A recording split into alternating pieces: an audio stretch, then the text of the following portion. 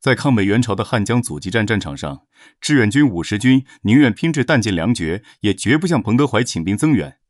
答案藏在这支部队的过往里，藏在滇军将士的一腔孤勇中。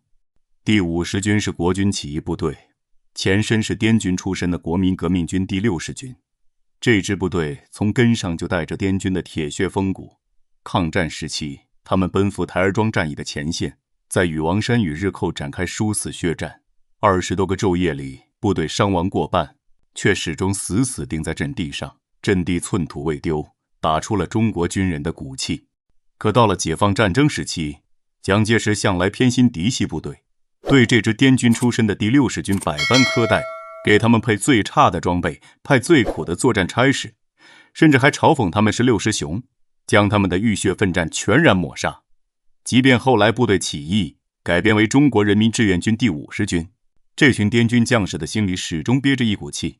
总觉得自己低人一等，也一直盼着能有一个机会堂堂正正证明自己，洗去60熊的污名。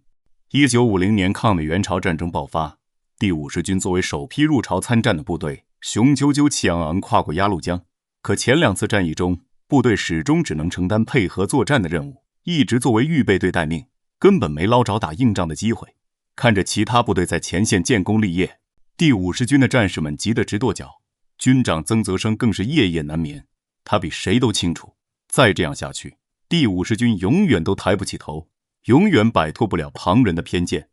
转机终于在第3次战役到来，彭德怀将强渡临津江、追歼联合国军的主攻任务郑重交到了第50军手上。这个决定让不少人意外，谁都没想到，这支被众人看不起的杂牌军竟能在战场上爆发出惊人的战力。1951年1月3日，第50军的2个步兵营在高阳佛迷地一带，仅凭爆破筒和手榴弹这些轻武器，硬生生全歼了装备精良的英国皇家第29旅的皇家重坦克营。这份堪称奇迹的战绩，就连彭德怀司令员看到战报时都忍不住再三确认，不敢相信这是第50军打出的战果。而真正检验第50军的硬仗，还在汉江阻击战。当时彭德怀制定了西顶东放的核心战略方针，想要实现这一战略，就必须有一支部队死死守住西线阵地，挡住美军的主力进攻。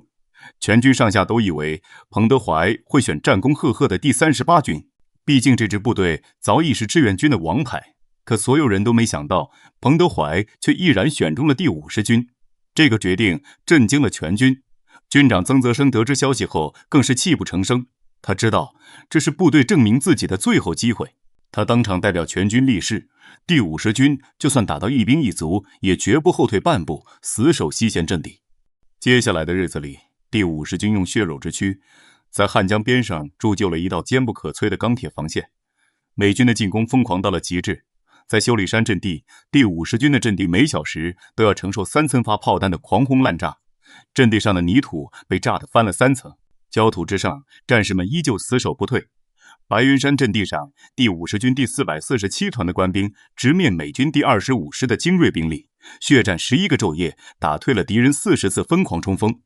战斗中，连排干部几乎全部壮烈牺牲。部队撤离时，没有一个连的建制是完整的，可他们硬是靠着顽强的意志，歼灭敌军1200余人。战后，志愿军总部特意授予第447团白云山团的荣誉称号。这也是抗美援朝战争中唯一一支被程建制授予荣誉称号的步兵团。就像曾泽生说的那样，就算第50军拼光了，也要把汉江的阵地守下去。而这群滇军将士也真的做到了。3万第50军官兵在装备悬殊、兵力差距巨大的情况下，拼死挡住了美军20万大军47天的疯狂进攻，用浴血奋战打穿了60熊的屈辱标签，打出了志愿军的赫赫威风，更打出了地表最强防御部队的威名。